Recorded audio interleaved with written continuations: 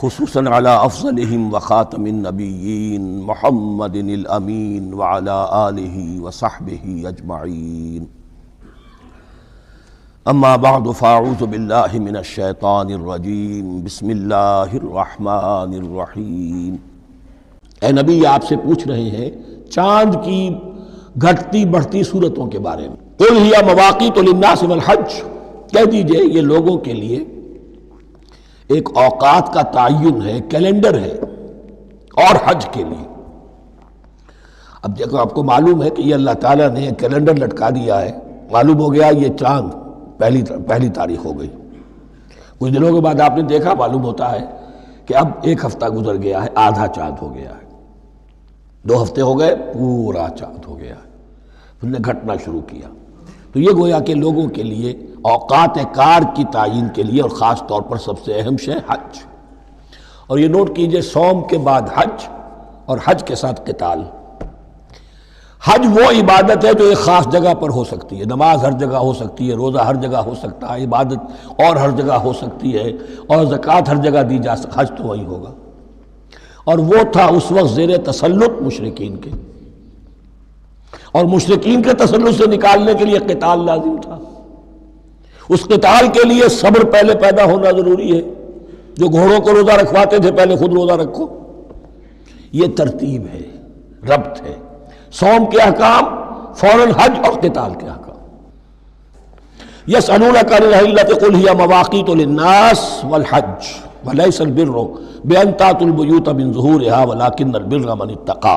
اور یہ کوئی نیکی نہیں ہے کہ تم گھروں میں ان کی پشت پر سے داخل ہو، بلکہ نیکی تو اس کی ہے جس میں تقوی ہے۔ یہ اصل میں ان کے ہاں ایک رواج تھا، کیونکہ حج تو ہو رہا تھا ایام جاہلیت میں بھی، اس کے مناسک کی بگڑی ہوئی شکلیں بھی موجود تھیں، کچھ ترمیمیں انہوں نے کر دی تھی، لیکن حج تو تھا ان کا۔ وہ یہ کرتے تھے، جب گھر سے مکے سے نکل گئے احرام باندھ کر، اب اگر کسی ضرورت سے گھر واپس جانا پڑ گیا تو سمجھتے تھے کہ احرام باندھ کر نکل آئے ہیں، اب دروازے سے تو نہیں جا سکتے، گھسیں گے کہیں پیچھے سے، کہیں اوپر سے پھاند کر دیوار آئیں گے، اور اسے سمجھتے تھے بڑا تقویٰ ہے یہ۔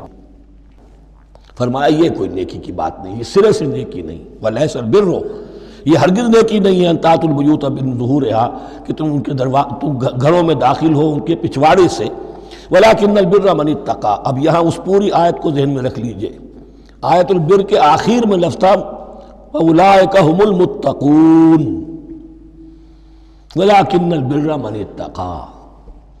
گویا کہ وہ پورا تصور جو ہے یہاں پر جو آیا بر میں آ چکا ہے، اس کو اس لفظ کے حوالے سے اس پورے تصور کو پھر آپ کے ذہن میں تازہ کر دیا۔ وَأْتُوا الْبُيُوتَ مِنْ أَبْوَابِهَا، گھروں میں داخل ہو ان کے دروازوں سے۔ وَاتَّقُوا اللَّهَ لَعَلَّكُمْ تُفْلِحُونَ، اور اللہ کا تقوی اختیار کرو تاکہ تم فلاح پاؤ۔ وَقَاتِلُوا فِي سَبِيلِ اللَّهِ الَّذِينَ يُقَاتِلُونَكُمْ، لیجئے قتال آ گیا۔ اب یہ تیسری کڑی آ گئی نا، ایک لڑی عبادات کی، ایک لڑی معاملات کی، ایک لڑی انفاق کی، ایک لڑی قتال کی، یہ چوتھی کڑی ہے۔ وَقَاتِلُوا فِي سَبِيلِ اللَّهِ الَّذِينَ يُقَاتِلُونَ، اللہ قتال کرو اللہ کی راہ میں ان سے جو تم سے قتال کر رہے ہیں۔ وَلَا تَعْتَدُوا، لیکن حد سے تجاوز نہ کرو۔ إِنَّ اللَّهَ لَا يُحِبُّ الْمُعْتَدِينَ، اللہ تعالی حد سے تجاوز کرنے والوں کو پسند نہیں کرتا۔ وَاقْتُلُوهُمْ حَيْثُ ثَقِفْتُمُوهُمْ، انہیں قتل کرو جہاں بھی پاؤ۔ وَأَخْرِجُوهُمْ مِنْ حَيْثُ أَخْرَجُوكُمْ، اور نکالو انہیں وہاں سے جہاں سے انہوں نے تمہیں نکالا ہے۔ مہاجرین کہاں سے نکالے گئے تھے؟ مکے سے۔ محمد الرسول اللہ پر وہاں پر حیات تنگ کر دی گئی تھی، قافیہ تنگ کر دیا گیا تھا، تبھی تو آپ نے ہجرت کی۔ نکالو انہیں وہاں سے جہاں سے انہوں نے تمہیں نکالا ہے۔ وَالْفِتْنَةُ أَشَدُّ مِنَ الْقَتْلِ، اور یہ خیال نہ رہے کہ قتل اور خون ریزی جو ہے تو بری بات ہے، فتنہ اس سے بھی زیادہ بری بات ہے۔ فتنہ کیا ہے؟ ایسے حالات جن میں کہ انسان اللہ خدائے واحد کی بندگی نہ کر سکے، اسے غلط کاموں پر مجبور کیا جائے، حرام خوری پر مجبور ہو گیا ہو، یہ سارے حالات فتنہ ہیں۔ تو قتل اور خون ریزی اتنی بری شے نہیں ہے جتنی فتنہ۔ والفتنة أشد من القتل ولا تقاتلوهم عند المسجد الحرام حتى يقاتلوكم فيه، ہاں مسجد حرام وہ چونکہ اسے تو امن کی جگہ بنا دیا گیا ہے، ان سے جنگ مت کرو مسجد حرام کے پاس جو بھی حرم کا علاقہ ہے، حتیٰ یقاتلوکم، یہاں تک کہ وہ خود تم سے قتال کریں اس میں، فَإِن قَاتَلُوكُمْ، پھر اگر وہ تم سے قتال کرتے ہیں، جنگ کرتے ہیں، فَاقْتُلُوهُمْ، تو قتل کرو انہیں، كَذَلِكَ جَزَاءُ الْكَافِرِينَ، یہی بدلہ ہے کافروں کا۔ وَفَإِنِ انْتَهَوْا فَإِنَّ اللَّهَ غَفُورٌ رَحِيمٌ، اگر وہ باز آ جائے تو اللہ غفور اور رحیم ہے۔ وَقَاتِلُوهُمْ حَتَّى لَا تَكُونَ فِتْنَةٌ وَيَكُونَ الدِّينُ لِلَّهِ۔ اب جب یہ جنگ کا مرحلہ شروع ہو گیا ہے دعوت محمدی کے سلسلے میں صلی اللہ علیہ وسلم، تو مسلمانوں جان لو، ایک دور تھا 12-13 برس تک تمہیں حکم تھا کفو ایدیکم، مارے کھاؤ ہاتھ نہ اٹھاؤ۔ اب یہ نیا دور آ گیا ہے، تمہاری دعوت و تحریک جو ہے وہ نئے دور میں داخل ہو گئی ہے۔ اب جب تمہاری تلواریں نیام سے باہر آ گئی ہیں، اب یہ نیام میں نہ جائیں جب تک کہ فتنہ بالکل ختم نہ ہو جائے اور دین اللہ ہی کے لیے ہو جائے، اللہ کا دین قائم ہو جائے۔ یہ آیت دوبارہ آئے گی اور زیادہ نکھری ہوئی شان کے ساتھ سورہ انفال میں، وَقَاتِلُوهُمْ حَتَّى لَا تَكُونَ فِتْنَةٌ وَيَكُونَ الدِّينُ كُلُّهُ لِلَّهِ، دین کل کا کل، جز نہیں، دین کی بالادستی پوری انسانی زندگی پر، انفرادی بھی اجتماعی بھی، اور اجتماعی کے بھی سارے پہلو، politico socio economic system, totally وہ اللہ کے احکام کے تابع ہو۔ وَقَاتِلُوهُمْ حَتَّى لَا تَكُونَ فِتْنَةٌ وَيَكُونَ الدِّينُ لِلَّهِ فَإِنِ انْتَهَوْا فَلَا عُدْوَانَ إِلَّا عَلَى الظَّالِمِينَ، پھر اگر وہ باز آ جائے، صلح چاہے تو ٹھیک ہے، پھر ظالموں کے اوپر جو ہے سوائے ظالموں کے کسی پر زیادتی جائز نہیں۔ الشہر الحرام بالشہر الحرام، حرمت والا مہینہ بدلہ ہے حرمت والے مہینے کا، والحرمات قصاص، اور حرمات کے اندر بھی بدلہ ہے۔ فَمَنِ اعْتَدَىٰ عَلَيْكُمْ فَاعْتَدُوا عَلَيْهِ بِمِثْلِ مَا اعْتَدَىٰ عَلَيْكُمْ، تو جو کوئی بھی تم پر زیادتی کرتا ہے، دست درازی کرتا ہے، تو تم بھی اس کے خلاف کارروائی کرو، اقدام کرو جیسے کہ اس نے تم پر زیادتی کی۔ وَاتَّقُوا اللَّهَ، اور اللہ کا تقوی اختیار کرو، وَاعْلَمُوا أَنَّ اللَّهَ مَعَ الْمُتَّقِينَ، اور یہ جان لو کہ اللہ ساتھ ہے متقیوں کے، یعنی اللہ کی تائید، نصرت، اس کی مدد آئے گی اہل تقوی کے۔ اب دیکھیے وہ تیسری کڑی یہاں بہت چھوٹی سی آئی ہے، قتال کی ذرا زیادہ بڑی کڑی آ گئی ہے اور یہ چھوٹی سی کڑی آ رہی ہے۔ قتال کے لیے لازم ہے انفاق بھی۔ جنگ کیسے ہوگی اگر فوج کے لیے ساز و سامان نہ ہو، رسد کا اہتمام نہ ہو، ہتھیار نہ ہو، سواریاں نہ ہو، کیسے ہوگی جنگ؟ وَأَنفِقُوا فِي سَبِيلِ اللَّهِ وَلَا تُلْقُوا بِأَيْدِيكُمْ إِلَى التَّهْلُكَةِ، خرچ کرو اللہ کی راہ میں اور مت ڈالو اپنے آپ کو اپنے ہاتھوں ہلاکت میں۔ یعنی اللہ کا دین اس وقت اسے احتیاج ہے، وہ پیسہ چاہتا ہے، جیسے حضور نے تبوک کے موقع پر عام اپیل کی اور آپ اپنے مال کو لے کر بیٹھے ہوئے ہیں، تو گویا کہ آپ نے اپنے آپ کو ہلاکت میں خود ڈال دیا۔ یہ انفاق ہے، جہاد بالمال۔ وَأَنفِقُوا فِي سَبِيلِ اللَّهِ وَلَا تُلْقُوا بِأَيْدِيكُمْ إِلَى التَّهْلُكَةِ وَأَحْسِنُوا إِنَّ اللَّهَ يُحِبُّ الْمُحْسِنِينَ، اور احسان کی روش اختیار کرو، دین کے اندر بھی خوبصورتی پیدا کرو، دین میں بہتر سے بہتر مقام حاصل کرنے کی کوشش کرو۔ ہمارا معاملہ کیا، دنیا میں آگے سے آگے اور دین میں پیچھے سے پیچھے۔ دین میں یہ دیکھیں گے اس سے کم پر گزارا ہو سکتا ہو، کوئی اور شے ہو کہ جس میں اس سے کم سے بھی بات پوری ہو جائے، دین میں یہ ہوگا، اور دنیا میں آگے سے آگے ہے جستجو کہ خوب سے ہے خوب تر کہاں۔ تو اگر یہ جستجو دنیا میں ہے، اس سے بڑھ کر دین میں ہونی چاہیے۔ فاستبقوا الخیرات، نیکیوں میں ایک دوسرے پر بازی لے جانے کی کوشش کرو۔ وَأَنفِقُوا فِي سَبِيلِ اللَّهِ وَلَا تُلْقُوا بِأَيْدِيكُمْ إِلَى التَّهْلُكَةِ وَأَحْسِنُوا، اور احسان کی روش اختیار کرو۔ ان اللہ یحب المحسنین، یقیناً اللہ تعالیٰ محسنین کو، ان لوگوں کو کہ جو درجہ احسان پر فائز ہو جائیں، محبت کرتا ہے، انہیں پسند کرتا ہے۔ یہ حدیث جبرائیل اگر ذہن میں ہو تو 3 درجے ہیں، جیسے میں نے آج بتایا آپ کو، وَنَحْنُ لَهُ مُسْلِمُونَ وَنَحْنُ لَهُ عَابِدُونَ وَنَحْنُ لَهُ مُخْلِصُونَ۔ 3 درجے دوسرے ہیں، اسلام، ایمان، احسان۔ اخبرنی عن الاسلام، اخبرنی عن الایمان، اخبرنی عن الاحسان۔ احسان کیا ہے؟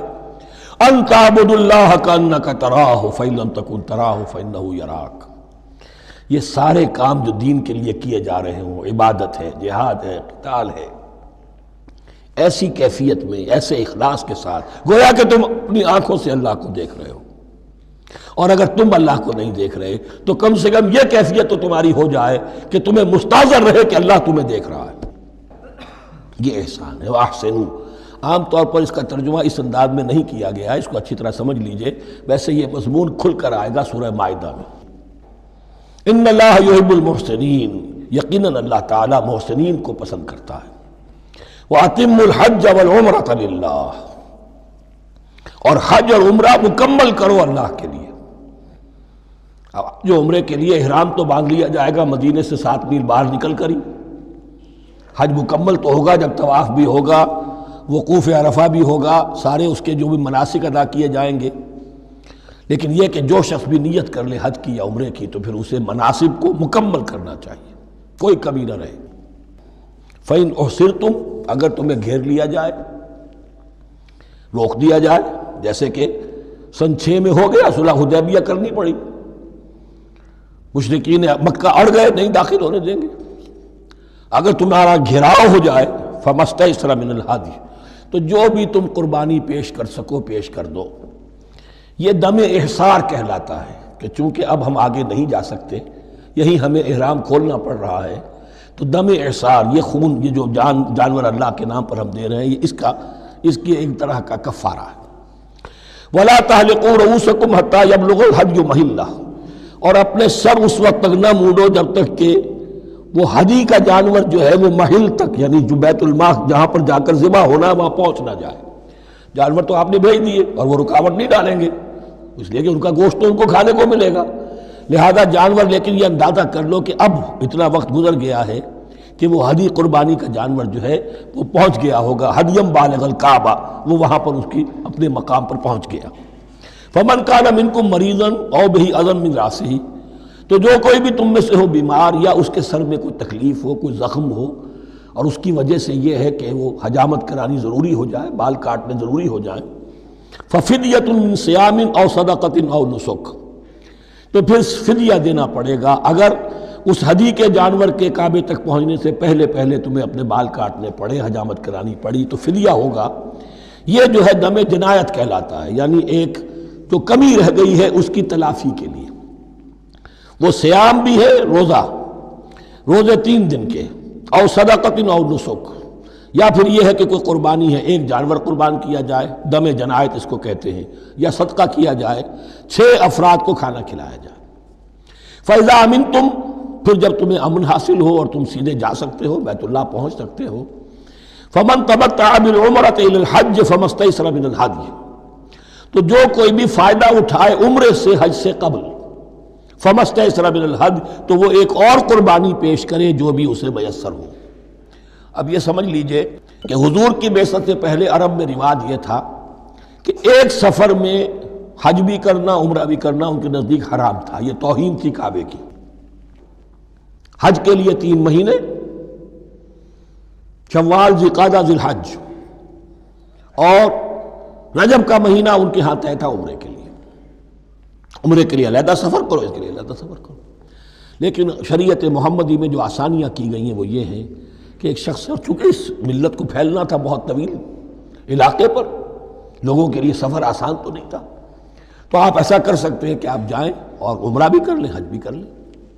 ایک شکل یہ ہے کہ عمرہ کیا، احرام کھول دیا، اور پھر حج کا وقت آیا 8ویں ذی الحج کو تو پھر احرام باندھا، وہ حج کا احرام ہو گیا. اسے کہتے ہیں تمتع. ایک یہ ہے کہ حج کے لیے احرام باندھا تھا، جاتے ہی عمرہ بھی کر لیا لیکن احرام کھولا نہیں، اسی احرام میں جاری رکھ کر اسے، اور اسی میں حج بھی کر لیا. یہ قران کہلاتا ہے، جمع کر دیا ایک ہی احرام میں عمرے کو بھی اور حج کو بھی. ایک افراد کہلاتا ہے، بس ایک کے لیے صرف حج کا معاملہ ہو شروع سے. تو یہاں تمتع کی جو ہمیں اجازت دی گئی ہے اس کے لیے، جسے دم شکر کہتے ہیں حضرت امام ابو حنیفہ، یہ شکرانہ ہے کہ ہم ایک قربانی دیں. لیکن امام شافعی کے نزدیک یہ بھی دم جنایت ہے، یہ بھی جبر ہے. چنانچہ امام ابو حنیفہ کے نزدیک یہ قربانی جو دی جاتی ہے اس کا گوشت قربانی دینے والا بھی کھا سکتا ہے 1/3 کے درجے میں. لیکن امام شافعی کے نزدیک نہیں، یہ ایک صدقے کے اور اس کے دم جنایت کے قریب کی شے ہے، اس کا گوشت جو ہے قربانی دینے والا خود نہیں کھا سکتا. فَمَن لَّمْ يَجِدْ، اب اگر کسی کے پاس نہیں ہے یہ ہدیہ پیش کرنے کو، فصیام ثلاثۃ ایام فی الحج، تو اب اس پر لازم ہے کہ حج میں 3 روزے رکھے، 7ویں 8ویں اور 9ویں ذی الحج کو روزہ رکھے غیر ایام حج میں۔ 10ویں کا روزہ نہیں ہو سکتا، وہ عید کا دن ہے، یوم النحر ہے۔ وَسَبْعَةٍ إِذَا رَجَعْتُمْ، اور 7 روزے رکھو جب کہ تم واپس چلے جاؤ، اپنے گھروں میں جا کر 7 روزے رکھو۔ تِلْکَ عَشَرَةٌ کاملہ، یہ 10 روزے ہوں گے مکمل۔ ذَلِكَ لِمَن لَّمْ يَكُنْ أَهْلُهُ حَاضِرِ الْمَسْجِدِ الْحَرَامِ، لیکن یہ رعایت کہ حج اور عمرہ ایک ہی سفر میں کر لیا جائے اور ایک ہی احرام میں کر لیا جائے یا 2 احراموں میں کیا جائے، یا یہ کہ ان دونوں کو جمع کرنے کی شکل جو ہے، یہ ایک رعایت ہے کن کے لیے؟ ذَلِكَ لِمَن لَّمْ يَكُنْ أَهْلُهُ حَاضِرِ الْمَسْجِدِ الْحَرَامِ، جس کے اہل و عیال مسجد حرام کے قریب نہیں رہتے، دور سے آ رہے ہیں، تو ظاہر بات ہے کہ ان کے لیے رعایت ہوگی۔ واتقوا اللہ، اللہ کا تقوی اختیار کرو، وَاعْلَمُوا، اور جان لو، ان اللہ شدید العقاب، یقیناً اللہ تعالیٰ سزا دینے میں بھی بہت سخت ہے۔ بارک اللہ لی ولکم فی القرآن العظیم ونفعنی وإیاکم بالآیات والذکر الحکیم۔